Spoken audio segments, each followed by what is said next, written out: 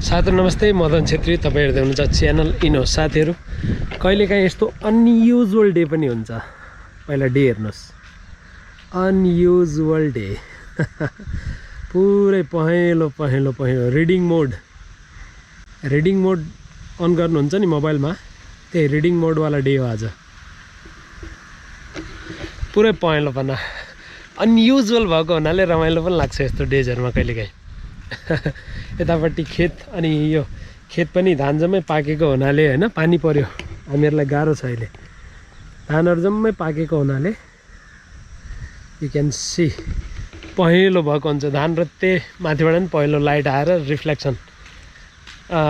के कुरा गर्ने त आज? म सानो के कुरा गरौँला भनेर सोचिरहेको थिएँ। ढिकी बारेमा कुरा गरिदिउँ कि जस्तो लाग्यो माथि आएर फेरि मलाई। अलि चिसो भइहाल्छ चाँडै, एकदम चाँडै, त्यही भएर अघिसम्म आउन सकिनँ। गुगलले देखाइरहेको थिएन, कुनै पनि पानी भनेर देखाइरहेको थिएन। बुवाआमाहरूले यहाँ खेत हो हाम्रो, तयारी गर्दै हुनुहुन्थ्यो हिजो नै थ्रेस गर्ने धानलाई भनेर। तर हिजो चाहिँ जुन ट्र्याक्टर आउनेवाला थियो त्यो ट्र्याक्टर आएन र हिजो धान थ्रेस हुन सकेन। अनि म गुगलमा आज पनि हेरिरहेको छु, 10-20% मात्रै पानी देखाइरहेछ, पानी माथिबाट परिरहेछ। अनि जनरली गुगलमा के हुन्छ भने कुनै दिन पानी छैन, फेरि पानी छ, बढ्दा बढ्दा बढ्दा एक दिन धेरै पानी 90% जति, फेरि घट्दै घट्दै घट्दै गयो भने मैले के प्रेडिक्ट गर्छु भने त्यो हरेक दिन लाइटनिङ पनि भइरहेछ त। त्यो हरेक दिन पानी चाहिँ पर्दैन त्यसरी। तर त्यो एउटा हैन, त्यो ब्र्याकेट जस्तै के भन्ने अब, यसरी ग्राफ आयो आयो आयो, सट्ट ग्राफ बढ्यो, फेरि ग्राफ घट्यो भने त्यो ग्राफभित्र कतै न कतै एक दिन पानी हुन्छ भन्ने मेरो प्रेडिक्सन। योपालि के थियो भने 2 दिन जति 10 र 15% बादल र पानी देखाएको थियो, 10 र 20%। बाँकी चाहिँ पानी छैन नै गुगलले भनेको थियो। इभन अहिले पनि त्यस्तै भनिरहेको थियो। त बुवा आमाले सोद्धाखेरि मैले भनिदिएको थिएँ कि होइन, पर्दैन पानी, चिन्ता गर्नु पर्दैन तपाईँहरूले भनेर भनेको थिएँ। तर हुन त केही पनि सक्छ, किनभने दसैँमा जनरली मैले पानी परेको देखाएको छु। यहाँ हाम्रो क्रिकेट टुर्नामेन्ट भइरहेछ, अनि त्यो क्रिकेट टुर्नामेन्टमा जहिले पनि सम्झेको के हुन्छ भने त्यो क्रिकेट टुर्नामेन्टको बिचमा पानी पर्ने हुनाले अहिले ठिक्क क्रिकेट टुर्नामेन्ट घटस्थापनाको दिन ठिक्क सुरु भएको थियो होइन। अनि ठ्याक्कै अब पानी पर्ला कि भन्ने एउटा आफ्नै अर्कै किसिमको आइडिया पनि लगाइरहेको थिएँ मैले। ठ्याक्कै आज पर्यो पनि, कस्तो है। त बुवाहरू चाहिँ तयारी गर्दै हुनुहुन्थ्यो।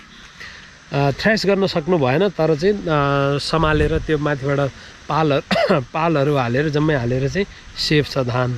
अनि धेरै किसानहरूलाई चाहिँ समस्या छ। अब याद आयो मलाई आज के भन्ने भनेर। नेचरको पावर हेर्नुहोस् है। यो धान असाध्यै पानी पर्यो भने त अब धानले ठेक्दैन होइन। यो धान उभिएको छ होइन, नेचरले त्यसलाई जमिनमा उभ्याएको छ। यसको माथि पानी पर्यो भने केही पनि नहुने रे के है। तर यो धान हामीले काटिसकेका छौँ होइन। हामी भनेका किसान, हाम्रो खेत त होइन त्यो होइन, मेरो साथीको खेत हो। हामी किसानहरूले त काटिसकेका छौँ, आफ्नो पावर देखाइसकेका छौँ, त्यसलाई मुठा पारिसकेका छौँ। अब त्यसलाई सेफ गर्ने, हेर्नुहोस् एकैछिनमा लाइट गइसक्यो, एकैछिनमा फेरि लाइट गइसक्यो। अब त्यसलाई सेफ गर्ने तयारीमा छौँ हामी। तर त्यसमा पानी पर्यो भने त्यो बर्बाद हुने के। अब त्यो धान भित्र नहाल्दासम्म, घरभित्र नहाल्दासम्म सबै भल्नरेबल हो, यो सबै रिस्कमा छ। तर धान नकाटेर बसिदिने हो भने गजबको है। नेचुरल स्टेटमा धानलाई छोडिदिने हो भने त्यसलाई केही पनि नहुने।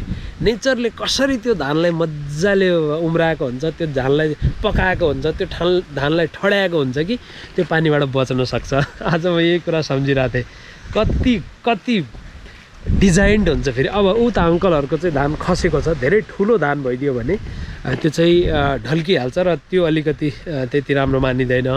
तर ठिक्क छ, धान छोटो धान छ र उमेरमा पनि छ भने ढल्केन भने त्यो धान चाहिँ जति माथिबाट पानी परोस् होइन, असाध्यै पर्दियो भने त अलग्गै कुरा हो। तर जनरली नर्मली 1-2 दिन पानी पऱ्यो भने चाहिँ त्यो ठाडो धानलाई केही पनि नहुने, तेर्छ्याएको धानलाई ल भित्र लग्नेवाला छौँ हामी आफ्नो। यसैमा पर्ने हो कि भन्ने डर। अब भित्र लग्नेवाला छौँ, थन्क्याउनेवाला छौँ भन्ने जुन चाहिँ हाम्रो चाहिँ कन्सेप्ट बनाएको जुन धान छ त्यो चाहिँ बर्बाद हुने। त हामी नेचरभन्दा ठुला भइसक्यौँ, हामी नेचरलाई जित्न थाल्यौँ भनेर मान्छेले जता पनि भनेर हुन्छ। तर म सानो यस्ता इक्जाम्पलहरू पाइरहेको हुन्छु कि नेचर हाँसिरहेको हुन्छ हामीमा। नेचर भनिरहेको हुन्छ कि यु इडियट्स, के भन्दैछौ तिमीहरूले, चारैतिरबाट मैले तिमीलाई चाहिँ संरक्षण दिइरहेको छु होइन, म माथि तिमीहरू खेलिरहेछौ र मैले जितेँ भन्दैछौ।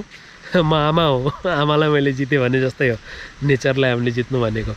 त त्यसो भनेको जस्तो मैले फिल गर्छु।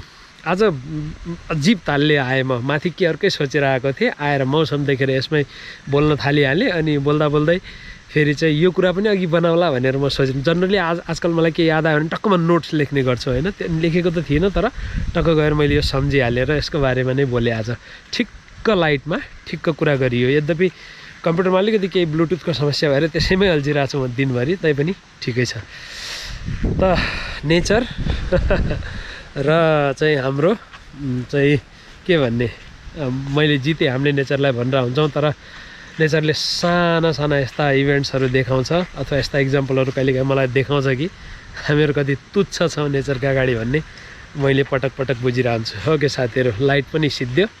यतापट्टिबाट हेभी पानी आइरहेछ, हेभी पानी यतापट्टिबाट है। ओके साथीहरू, आजलाई यति नै। तपाईँलाई भोलि भेट्नेछु। धन्यवाद, बाई बाई।